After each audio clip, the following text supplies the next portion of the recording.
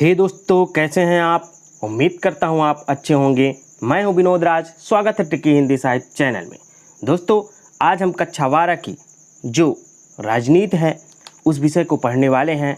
इसके दो पार्ट हैं, एक में समकालीन विश्व राजनीति है और एक में है स्वतंत्र भारत का राजनीति। तो आज हम समकालीन विश्व राजनीति का दूसरा चैप्टर, जिसका नाम है दो ध्रुवी का अंत, दो ध्रुवीयता का अंत, ये पाठ का नाम है। इसके प्रश्नोत्तरों को पढ़ने वाले हैं। हम देखेंगे कि प्रश्नोत्तर कैसे हैं, कौन कौन से प्रश्न हैं, उनका उत्तर कैसे लिखते हैं। तो इससे पहले यदि आप मेरे चैनल को सब्सक्राइब ना किए हो तो सब्सक्राइब कर दें, बेल आइकन प्रेस करें, जिससे आपको आने वाली वीडियो की नोटिफिकेशन मिलती रहे। वीडियो लाइक करिए, कमेंट्स करिए और इस वीडियो को अपने दोस्तों तक शेयर जरूर करिए। तो चलिए पढ़ते हैं आज समकालीन विश्व राजनीति का दूसरा चैप्टर, दो ध्रुवीयता का अंत, उसके प्रश्नोत्तर। सबसे पहले देखते हैं वस्तुनिष्ठ प्रश्न, जिसमें पहला प्रश्न है सोवियत अर्थव्यवस्था की प्रकृति के बारे में निम्नलिखित में कौन सा कथन गलत है। तो जो इसका तीसरा है वह है जनता को आर्थिक आज़ादी दी, यह एक गलत है, इसको आप देख लीजिएगा। दूसरा जो इसका प्रश्न है वह है निम्नलिखित को कालक्रम में सजाएं। तो सबसे पहले आ जाएगा आपका घ नंबर रूसी क्रांति, फिर आ जाएगा बर्लिन दीवार का गिरना, फिर ग आ जाएगा सोवियत संघ का विघटन, फिर अफगान संकट, यानी कि घा खा ग और का, इस तरह होगा। ओके, इसमें तीसरा जो प्रश्न है निम्नलिखित कौन सा सोवियत संघ के विघटन का परिणाम नहीं है। तो क्या ये होगा संयुक्त राज्य अमेरिका और सोवियत संघ के बीच विचारात्मक इकाई का अंत, क्या स्वतंत्र राज्यों के राष्ट्रकुल CIES का जन्म, या विश्व व्यवस्था के शक्ति संतुलन में बदलाव, या मध्य पूर्व में संकट। तो जिसका आंसर होगा वो घ नंबर होगा मध्य पूर्व में संकट। ओके, अब देखते हैं रिक्त स्थान वो सही जोड़ी मेल बिठाएं। तो एक तरफ है मिखाइल गोरबाचेव, शाक थेरेपी, रूस, बोरिस एल्त्सिन, वारसा। एक तरफ है सोवियत संघ का उत्तराधिकारी, सैन्य समझौता, सुधारों की शुरुआत, आर्थिक मॉडल, रूस के राष्ट्रपति। तो जो इसका पहला जो होगा, पहले का हो जाएगा ग नंबर, यानी कि पहले का आपका ग नंबर, ठीक है ना। सुधारों की शुरुआत, शाक थेरेपी, ये हो जाए आपका जो शाक थेरेपी हो जाएगा उसका हो जाएगा का नंबर, सोवियत संघ का उत्तराधिकारी। रूस को हो जाएगा तीसरा का घा ही होगा, आर्थिक संकट, ठीक है ना। अब हो जाएगा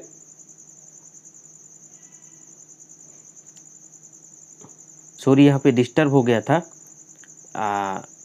आप इसको देखिए, मिसाइल गोबार्चन को हो जाएगा सुधारों की शुरुआत, ठीक है ना। शाक थेरेपी को हो जाएगा आर्थिक मॉडल, ठीक है ना। रूस को हो जाएगा सोवियत संघ का उत्तराधिकारी। बोरिल का एल्त्सिन का हो जाएगा आपका रूस के राष्ट्रपति हुए थे ये, और वारसा का हो जाएगा सैन्य समझौता। तो ये रहा इसका सही जोड़ी। इसका उत्तर भी यहाँ पे दिया है, आप देख लीजिएगा। रिक्त स्थानों की पूर्ति, सोवियत राजनीति प्रणाली डैश की विचारधारा पर आधारित है। तो ये समाजवाद की विचारधारा पर, ओके, यहाँ पे समाजवाद हो जाएगा। सोवियत संघ द्वारा बनाया गया सैन्य गठबंधन, ये वारसा पैक्ट था, ठीक है ना।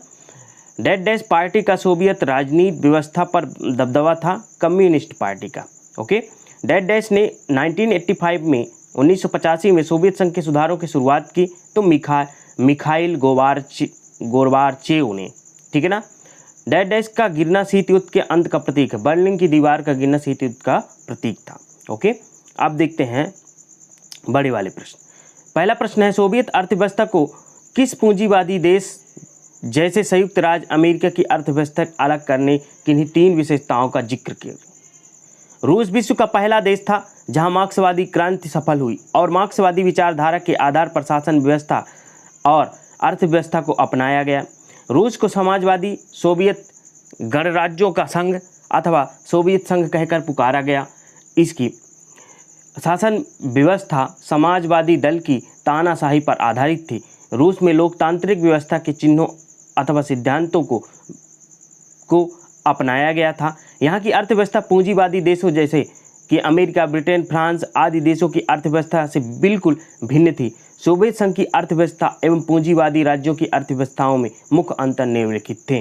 पहला, सोवियत संघ में अर्थव्यवस्था पर सरकार का पूर्ण नियंत्रण था, जबकि पूंजीवादी राज्यों की अर्थव्यवस्था सरकार के नियंत्रण तथा स्वामित्व में नहीं थी, उस पर बाजार व्यवस्था का प्रभाव था। दूसरा, सोवियत संघ में उत्पादन तथा वितरण के सभी साधन जैसे कि कारखाने, कृषि फार्म, बैंक, व्यापार तथा वाणिज्य व्यापार राज्य के स्वामित्व में थे और सरकार के निर्णय के अनुसार संचालित होते थे, परंतु पूंजीवादी राज्यों में ये साधन तथा आर्थिक संस्थाएं निजी क्षेत्र में थे। सरकार उन पर थोड़ा बहुत नियंत्रण उन्हें नियमित करने हेतु लगाई थी, परंतु वहाँ मुख्य रूप से निजी स्वामित्व को अपनाया गया था। तीसरा, जो सोवियत संघ की अर्थव्यवस्था में निजी संपत्ति की धारणा का अभाव था। वहाँ लोगों को निजी संपत्ति रखने का अधिकार नहीं था। निजी संपत्ति में रहने का मकान तथा घरेलू वस्तुएं ही आती थी। कारखाने, भूमि, खेत आदि पर सरकारी स्वामित्व था, परंतु पूंजीवादी राज्यों में लोगों को निजी संपत्ति रखने का अधिकार था। बेशक उस पर कुछ सीमा या नियमकारी कानून लागू होते थे, परंतु लोगों की निजी संपत्ति रखने, उसे बेचने, किसी को देने का अधिकार होते थे। सोवियत संघ की अर्थव्यवस्था के अंतर्गत खुला व्यापार तथा खुली प्रतियोगिता का अभाव था। उत्पादन की सीमा, उसकी गुणवत्ता, वस्तुओं की कीमतें सरकार निश्चित करती थी तथा निजी लाभ की धारणा का भी अभाव था। पूंजीवादी देशों की अर्थव्यवस्था के अंतर्गत स्वतंत्र व्यापार, खुली स्पर्धा अपनाई गई थी। वस्तुओं की कीमत उत्पादन निश्चित करता था, बाजार का उन पर प्रभाव पड़ता था, निजी लाभ उत्पादन का आधार था। सातवां प्रश्न, किन बातों के कारण गोर्बाचेव सोवियत संघ में सुधार के लिए बाध्य हुए? निम्नलिखित बातों के कारण गोर्बाचेव सोवियत संघ में सुधार के लिए बाध्य हुए। पहला जो था, गिरती हुई अर्थव्यवस्था। जब गोर्बाचेव ने सोवियत संघ की बागडोर संभाली तो इसकी अर्थव्यवस्था काफ़ी गिर गई थी और गिरती जा रही थी। विकास की दर काफ़ी घट गई थी। उत्पादन की गुणवत्ता पश्चिमी देशों की उत्पादन की गुणवत्ता के मुकाबले में निम्न स्तर की थी। उत्पादन की मात्रा भी घटती जा रही थी। वस्तुएं रियायती कीमतों पर दिए जाने के कारण सरकार को काफ़ी घाटा सहना पड़ रहा था। अब सोवियत संघ के लिए अपने गुट के देशों को आर्थिक तथा सैनिक सहायता देना कठिन होता जा रहा था। गोर्बाचेव के लिए अर्थव्यवस्था में सुधार करना आवश्यक हो गया था और यह तभी संभव था कि अर्थव्यवस्था सरकार के पूर्व नियंत्रण में से मुक्ति दी जाए। दूसरा जो था, प्रशासन में भ्रष्टाचार। शासन पर साम्यवादी दल का पूर्ण नियंत्रण था। वह जनमत के प्रति उत्तरदायी नहीं था और लंबे समय की तानाशाही में साम्यवादी दल को जनता की आवश्यकताओं तथा कल्याण में बेखबर कर दिया था।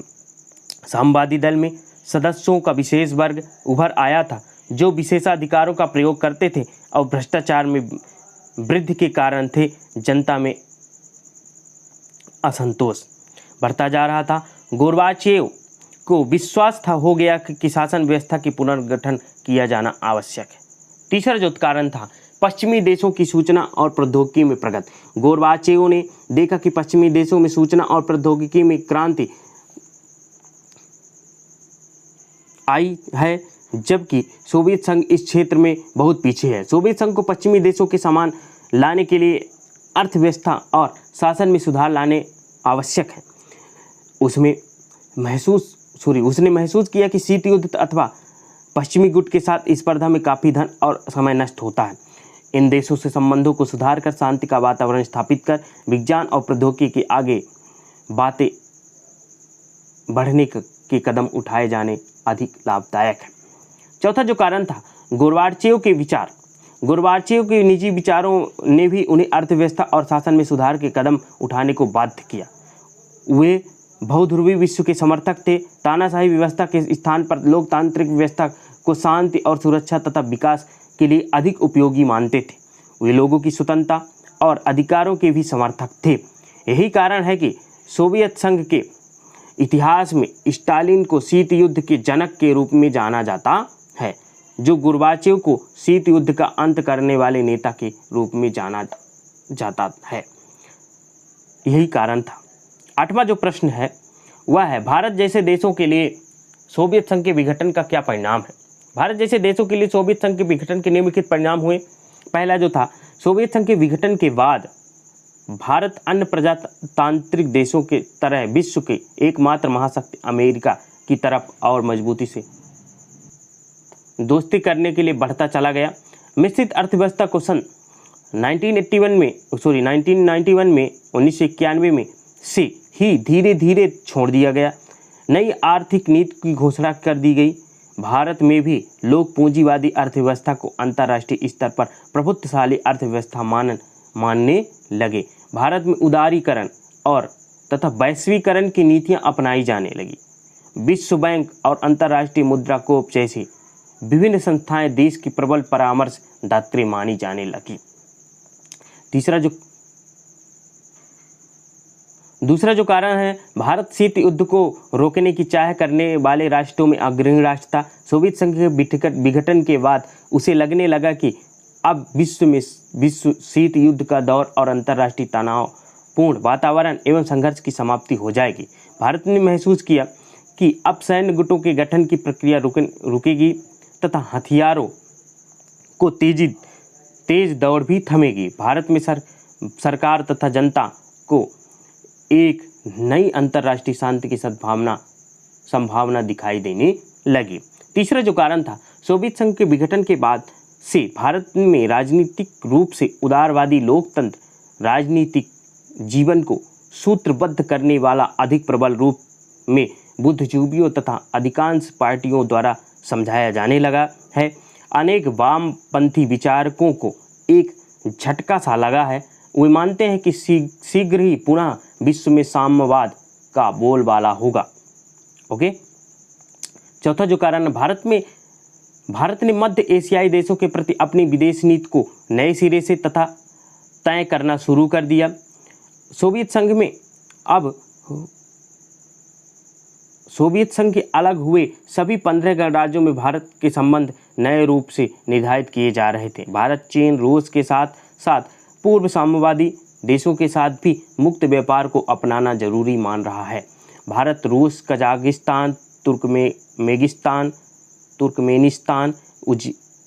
उज्बेकिस्तान और अजरबैजान से तेल और गैस, जो इन चीज़ों के बड़े उत्पादक हैं, अन्य देशों के क्षेत्रों में पाइपलाइन गुजार करने वाले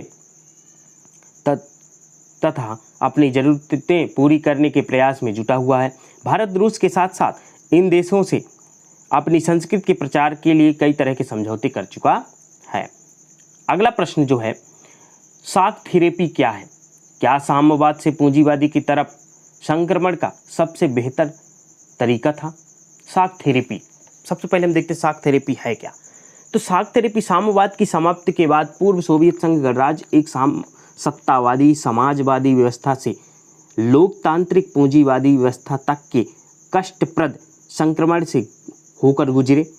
रूस, मध्य एशिया के गणराज्यों और पूर्वी यूरोपों के देशों में साम्यवाद से पूंजीवाद की ओर संक्रमण का एक खास मॉडल अपनाया गया। विश्व बैंक और अंतर्राष्ट्रीय कोष द्वारा निर्देशित इस मॉडल को शॉक थेरेपी अर्थात आघात पहुंचाकर उपचार करना कहा गया। भूतपूर्व दूसरी दुनिया के देशों में शॉक थेरेपी की गति और गहनता अलग अलग रही, लेकिन इसकी दिशा और चरित्र बड़ी सीमा तक एक जैसे थे। साम्यवाद से पूंजीवाद की ओर संक्रमण एवं शॉक थेरेपी। इसका पहला जो कारण है, प्रत्येक देश पूंजीवादी अर्थव्यवस्था की ओर पूरी तरह मुड़ना चाहता था। इसका अर्थ था कि सोवियत संघ के दौर की हर संरचना में पूरी तरह मुक्त पाना। शॉक थेरेपी की सर्वोपरि मान्यता थी कि मिल्कियत का सबसे प्रभावी रूप निजी स्वामित्व होगा। इसके अंतर्गत राज्य की संपदा के निजीकरण और व्यावसायिक स्वामित्व के ढांचे को तुरंत अपनाने की बात शामिल थी। सामूहिक फार्म को निजी फार्म में बदला गया और पूंजीवादी पद्धति से खेती शुरू हुई। इस संक्रमण में राज्य नियंत्रित समाजवाद या पूंजीवाद के अतिरिक्त किसी भी वैकल्पिक व्यवस्था या तीसरे रूप को मंजूर नहीं किया गया। दूसरा जो कारण है, शॉक थेरेपी के कारण इन अर्थव्यवस्थाओं की बाहरी व्यवस्थाओं के प्रति रुझान बुनियादी तौर पर परिवर्तित हो गए। अब समझा जाने लगा कि अधिक से अधिक व्यापार करके ही विकास किया जा सकता है। इस कारण मुक्त व्यापार को पूर्ण रूप से अपनाना आवश्यक माना गया। पूंजीवादी व्यवस्था को अपनाने के लिए वित्तीय खुलापन, मुद्राओं की आपसी परिवर्तनी और मुक्त व्यापार की नीति अपना महत्वपूर्ण मानी गई। अंततः इस संक्रमण में सोवियत खेमे के देशों के मध्य मौजूद व्यापारिक गठबंधनों को समाप्त कर दिया गया। खेमे के प्रत्येक देश के एक दूसरे से जोड़ने की जगह सीधे पश्चिमी देशों से जोड़ा गया। इस तरह धीरे धीरे इन देशों को पश्चिमी अर्थतंत्र में समाहित किया गया। पश्चिमी दुनिया के पूंजीवादी देश अब नेता की भूमिका निभाते हुए अपनी विभिन्न एजेंसियों और संगठनों के सहारे इस खेमे के देशों के विकास का मार्गदर्शन और नियंत्रण करेंगे। 10वां जो लास्ट है, निम्नलिखित कथन के पक्ष या विपक्ष में एक लेख लिखें। दूसरी दुनिया के विघटन के बाद भारत को अपनी विदेश नीति बदलनी चाहिए और रूस जैसे परंपरागत मित्र की जगह संयुक्त राज्य अमेरिका से दोस्ती करने पर ज़्यादा ध्यान देना चाहिए।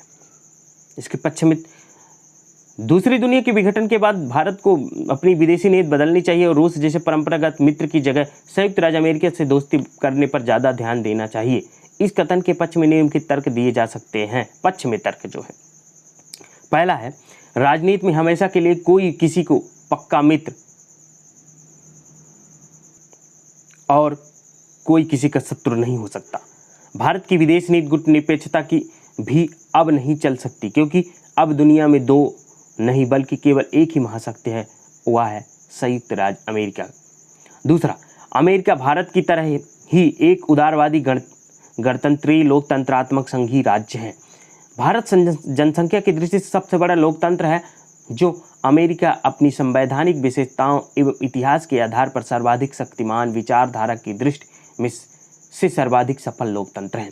तीसरा जो कारण है, भारत जब स्वराज्य के लिए संघर्ष कर रहा था उस समय भी संयुक्त राज्य अमेरिका ने भारत की जनता का समर्थन किया तथा ब्रिटेन की सरकार पर भारत को शीघ्र स्वतंत्रता देने के लिए दबाव डाला था।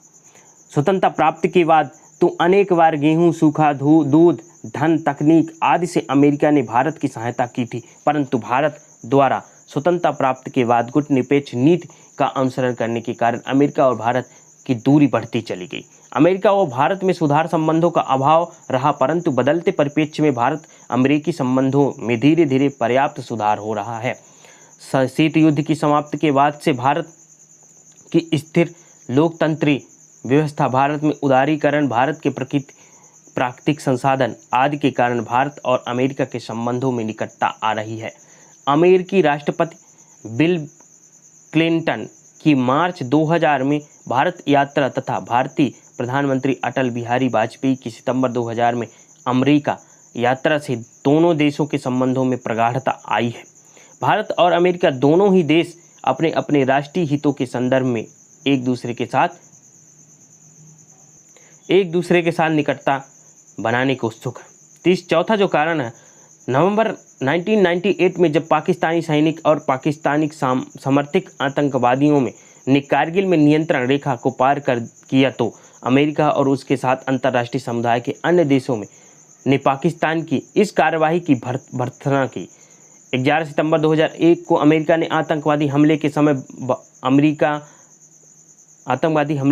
अमेरिका ने भारत पाकिस्तान अमेरिकी संबंधों को एक नया अध्याय शुरू किया, जिसमें अमेरिका ने पाकिस्तान के साथ साथ भारत से भी मधुर संबंध बनाने का प्रयास किया। आतंकवाद के विरुद्ध अंतर्राष्ट्रीय युद्ध की आवश्यकता अनुभव की गई। पूरे विश्व से आतंकवाद को मिटाने का अमेरिका द्वारा संकल्प लिया गया। इस कार्य में अमेरिका भारत तथा अन्य देशों के साथ मिलकर आतंकवाद की समस्या समाप्त करना चाहता है। भारत भी आतंकवाद मिटाने के लिए अमेरिका को सहायता देने को तैयार है। पांचवा है जो अमेरिका भारत के साथ व्यापारिक संबंधों में भी वृद्धि करने को उत्सुक है, परंतु कुछ पर्यवेक्षकों का मत है कि अमेरिका अपने राष्ट्रीय हितों की साधना के लिए ही व्यापारिक संबंधों में बढ़ोतरी का इच्छुक है। अतः भारत को भी अमेरिका से संबंध बनाते समय अपने राष्ट्रीय हितों को ध्यान में रखते हुए सतर्क रहकर ही संबंध करने चाहिए। अपनी संप्रभुता और स्वतंत्रता पर किसी प्रकार की आंच न आए, इसके लिए सतर्क रहना चाहिए। छठवां जो है, अमेरिकी राष्ट्रपति जॉर्ज बुश जूनियर ने भारत से अच्छे संबंध बनाने के लिए सैनिक प्रतिबंधों में ढील की थी। उन्होंने भारतीय नौसेना के हेलीकॉप्टरों के लिए कलपुर्जों की भारत को बिक्री की अनुमति दी थी। भारत अमेरिका में अच्छे संबंधों के कारण ही अक्टूबर 2002 में हवाई सेना का संयुक्त सैनिक अभ्यास आगरा में हुआ था। अमेरिका के प्रयास से ही भारत और पाकिस्तान के बीच युद्ध की संभावनाएं समाप्त हुई। अब विपक्ष में तर्क देते हैं। विपक्ष में पहला जो तर्क है, सोवियत संघ भारत का प्राचीन विश्वसनीय मित्र है। भारत के आर्थिक विशेषकर औद्योगिक विकास में सोवियत संघ ने बहुत ही सहायता की है। अनेक लौह स्टील उद्योग उसी के सहयोग से चले एवं पनपे। निसंदेह सोवियत संघ स्टालिन के समय निर्गुट राष्ट्रों के अस्तित्व को ही स्वीकार करना नहीं करता था। वह उन्हें पश्चिम के पिछलग्गू कहता था। खुश्चेव के समय निर्गुट राज्यों के महत्व को स्वीकार किया गया। खुश्चेव ने ही भारत रूस मैत्री को पुख्ता किया और कश्मीर के प्रश्न पर संयुक्त राष्ट्र संघ में भारत का साथ दिया। सोवियत राष्ट्र प्रधानमंत्री कोसिगिन के समय 10 जनवरी 1966 को भारत पाकिस्तान युद्ध के टालने के संदर्भ में ताशकंद समझौता हुआ। इसके बाद से ही भारत सोवियत मैत्री और पुख्ता हो गई। सोवियत संघ के विघटन के पश्चात ही भारत रूस संबंध प्रगाढ़ बने हुए हैं। दूसरा, दिसंबर 1991 तक के न केवल सोवियत साम्राज्य का पतन हुआ, वरन सोवियत संघ का 15 गणराज्यों में विघटन हो गया। रूस सोवियत संघ का उत्तराधिकारी बना। भारत ने सभी गणराज्यों को मान्यता दी और रूस के साथ अपने मैत्रीपूर्ण संबंध बनाए। रूसी राष्ट्रपति बोरिस एल्त्सिन ने भारत से मधुर संबंध बनाने की घोषणा की। 27 जनवरी 1993 को वे भारत आए और 29 जनवरी 1993 को भारत रूस संधि हो गई। इसमें निम्नलिखित आए। दोनों देश एक दूसरे की अखंडता बनाए रखने को वचनबद्ध होंगे। दोनों देश एक दूसरे की सीमाओं का सम्मान करेंगे। रुपया रूबल समानता के आधार पर भारत ऋण का भार 30% कम होगा। रूस कश्मीर के प्रश्न पर भारत का समर्थन देगा। तीसरा जो है, इसी यात्रा के दौरान सैनिक और तकनीकी समझौता भी हुआ। इसके बाद रूसी प्रधानमंत्री विक्टर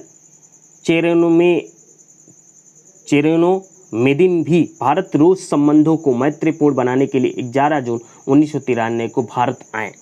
चौथा जो कारण है, 29 जून 1994 को भारत के प्रधानमंत्री नरसिम्हा राव मास्को गए।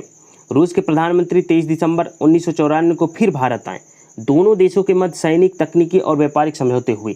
3 वर्ष बाद 24 मार्च 1997 को भारत के प्रधानमंत्री देवेगौड़ा रूस गए। आतंकवाद और अपराध के विरुद्ध तथा नशीली वस्तुओं के अवैध व्यापार को रोकने के बारे में समझौते हुए। भारत द्वारा मई 1998 में किए गए नाभिकीय परीक्षणों का रूस द्वारा समर्थन किया गया। पांचवा जो कारण है,